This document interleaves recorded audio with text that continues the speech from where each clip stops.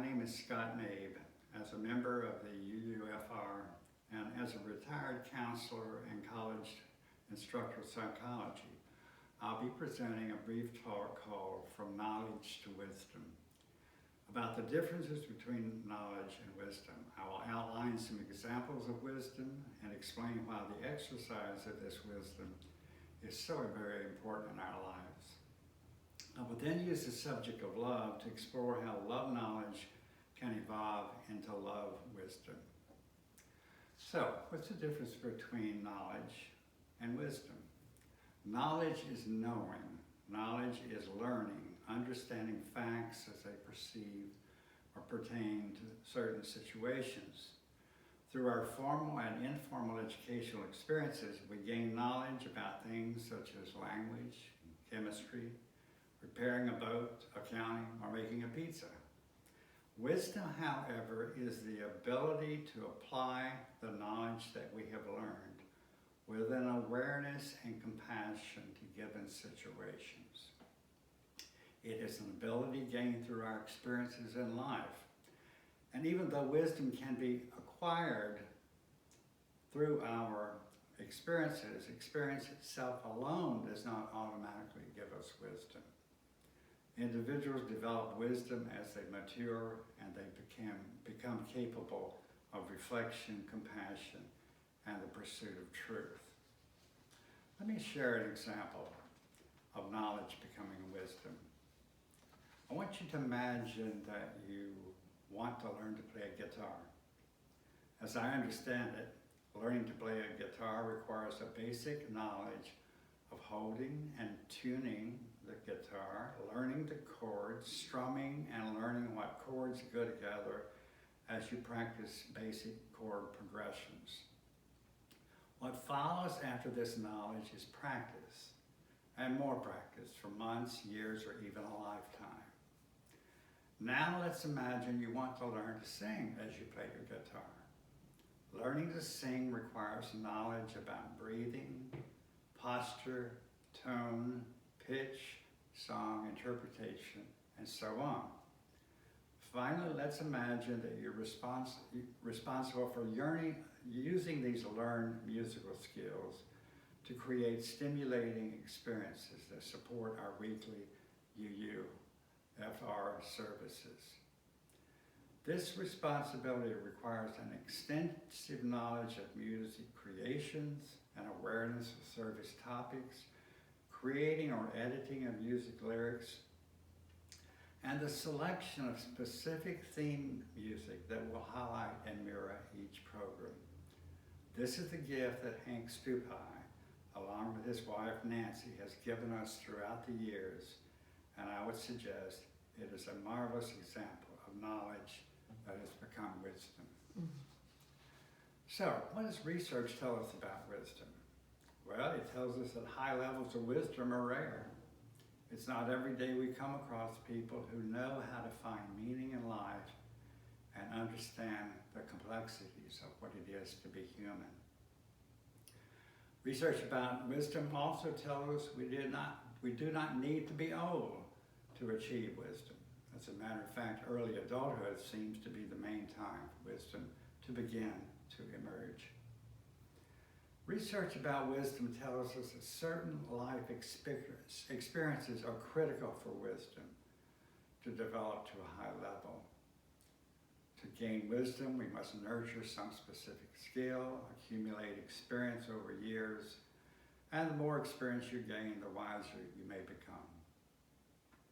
Research about wisdom tells us that wise people learn to handle rejection and failure and grow from crises. It's often the case that the negative experiences are particularly good for developing wisdom. Research about wisdom tells us that personality factors are better predictors of wisdom than cognitive factors. Having a high IQ, intelligence quotient, does not guarantee that we will have good judgment and a deep understanding of the human condition. Those who are naturally slow to anger, quick to forgive, and able to empathize find wisdom easier to achieve. Therefore, developing a high EQ, which stands for emotional intelligence, may be more important than a high IQ. So let me share some simple examples of knowledge and wisdom. Knowledge is realizing that a street is one way. Wisdom is looking both ways anyway before you begin crossing. Knowledge is knowing that a hiking path is 12 miles long. Wisdom is packing enough water for the hike. Even greater wisdom might be building a lemonade stand at mile 6. Knowledge is hearing your neighbor sing off key during a UUFR service. Wisdom is not making a comment about it. Knowledge is knowing that you're entering a highway construction site with reduced speed limits, so you slow down to avoid getting a ticket. Wisdom is knowing that you're entering a highway construction site with reduced speed limits, so you slow down out of concern that you could injure a highway worker. So you see in this example, your knowledge is the same, but the use of the knowledge becomes wisdom when you apply it with an awareness and compassion for others. The acquisition of knowledge in some area is the first step, as I mentioned, in gaining wisdom about that subject. It's been said that everyone is an expert in something. We all have unique experiences, we have different areas of interest, but some of us are experts in subjects such as mathematics or poetry, carpentry, or love. While I do not claim to be an expert about love, I have, during my years of counseling couples, gained a knowledge about adult love relationships. Therefore, I will use the subject of love to explore some differences between knowledge and wisdom. We all have a basic need of being loved. Our knowledge of love begins with our early childhood experiences. We learn about love through the warmth, the nurturance, the affection we receive from our mothers, our fathers, and others. During our infancy and childhood, warm and nurturing and affectionate behaviors from our parents provide us with the capacity to form intimate emotional bonds, which are called attachments, which shape how we form bonds with others throughout our lives. However, as we know, some children will suffer from neglect and abuse and will fail to receive their crucial loving experiences. Since these children do not learn the knowledge of what love looks like, sounds like, feels like, they're more likely to have difficulties with trust and intimacy in future relationships. Fortunately, this knowledge about love can still be learned in later relationships. Achieving wisdom about love, though, first requires that we gain knowledge, as mentioned, and gaining knowledge about love, or any subject, requires that we discover or release any myths that may exist. I've got 3 myths here I want to share with you. Myth 1, a common myth about love is that opposites attract. Facts are that, and studies show, that we're more likely to have a relationship with someone who is very much like ourselves. Myth 2, a lack of communication is the main problem in love relationships. Fact is that people cannot not communicate. The problem is how and what you're communicating, and as long as couples largely express themselves through silence, yelling, or withdrawal, no real progress will be made.